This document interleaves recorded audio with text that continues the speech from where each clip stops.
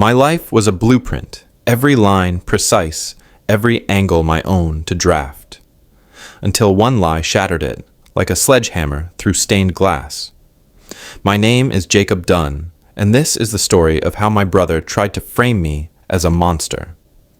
Before we dive in, if you've ever faced betrayal from those you trusted most, make sure to subscribe.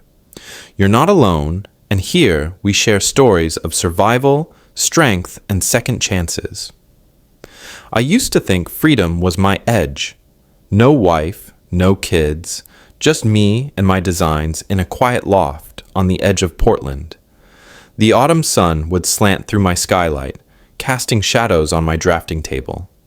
I was good, building my own world, while my brother, Marcus, had his polished life 30 minutes away. He had the gated community, the devoted wife, Sarah, and their son Liam, a sharp 9-year-old who saw through people like they were glass. Marcus was the golden son, the one our parents Ellen and Frank toasted at every family barbecue. Me, I was the lone wolf, the one who marched to his own beat. But behind Marcus's easy grin, I sensed it, a flicker of envy. He coveted my independence, my late nights sketching plans for buildings that might never exist. I caught it in the way his jaw tightened when I talked about my latest project, or left early to chase a deadline. Still, I cared for him. And Liam? That kid was my spark. He'd sit in my loft, doodling skyscrapers, asking questions that hit harder than most clients' demands. It was a Friday night when my phone cut through the silence. Marcus's voice was tight, like a wire about to snap. "Jacob, I need you to watch Liam tomorrow morning. Sarah's dad is sick, and we've got to head to the hospital." His words came too fast, polished, but off. I paused, my pen hovering over a blueprint. "Everything all right?" I asked. He pushed on. "It's urgent. Saturday to Sunday. Can you do it?" Something felt wrong, like a misaligned beam. Sarah's dad was healthy last I heard, hiking trails with his buddies. But Liam's grin flashed in my mind, and I agreed. "Bring him at 8, I said, shoving the doubt aside. The next morning, Marcus showed up, his face drawn, eyes darting. He wore a crisp new jacket, cologne sharp enough to cut through the morning chill. Liam bounded in, clutching his toy rocket, his backpack swinging. "Uncle Jacob," he shouted, tackling me with a hug. Marcus barely met my gaze, thrusting Liam's bag at me. Clothes, toothbrush, his allergy meds. Call if you need me. Then he was gone, his boots echoing down the stairs like a fading pulse. Liam picked up on it. "Dad's acting weird," he muttered, his eyes narrowing. "He's got new cologne. And that jacket. Why's he dressed up for a hospital?" I brushed it off with a chuckle, but his words stuck like grit in a gear. Marcus had been polished, fresh haircut, pressed shirt. For a hospital visit? We spent the day sketching, laughing, eating pizza until our sides ached. But by Sunday morning, Marcus hadn't called. My texts went unanswered, my calls to voicemail. I tried Sarah, nothing. Liam's energy dimmed, his voice small. Why's Dad not picking up? I pulled him close, my pulse quickening. He's probably tied up, buddy. But I wasn't sure who I was reassuring. By Sunday afternoon, my instincts were screaming. I called our mom, Ellen, for answers. Her voice was a blade. "Jacob, what did you do?" she gasped. "Marcus says you took Liam. He's a mess, saying you kidnapped him." The floor dropped out. "What? Marcus asked me to watch him. He said it was an emergency."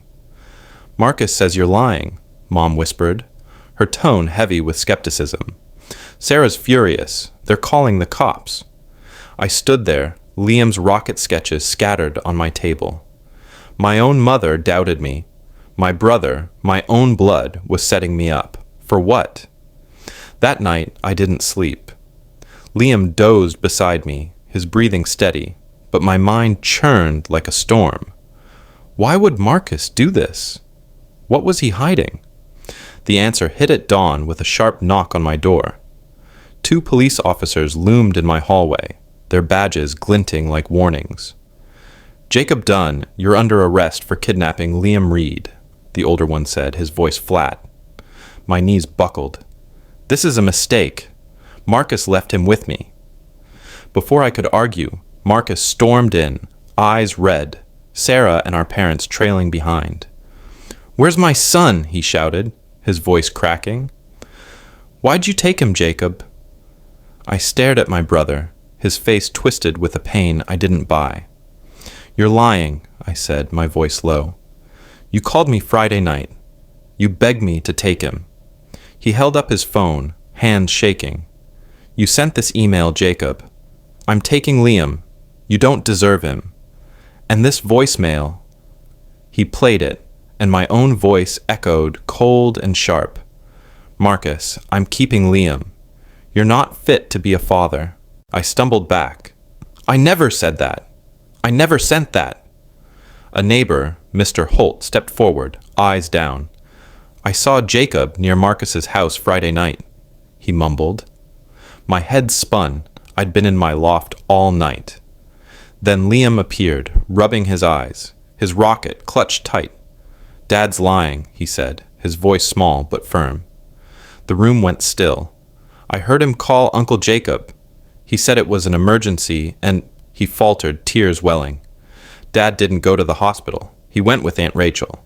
He called it a special weekend. Marcus's face collapsed. Sarah's hands clenched. "Rachel, your old college friend," she hissed. The younger officer knelt beside Liam. "Buddy, what else did you hear?" Liam's voice shook. "Dad told me to keep it a secret. He's been meeting Aunt Rachel when Mom's at work. He said Uncle Jacob would watch me so he could go away with her." Marcus's lies crumbled like bad concrete. He'd faked the email, used AI to clone my voice, even paid Mr. Holt to lie.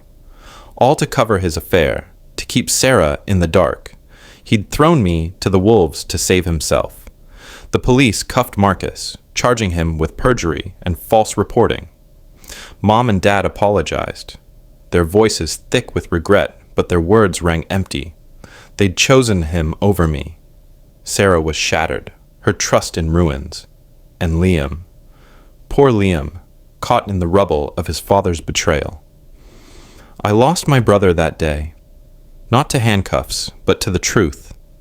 I see Liam now, living with Sarah, his laughter muted, his eyes too old for 9. And I wonder, how do you rebuild when the ones you love brand you the villain?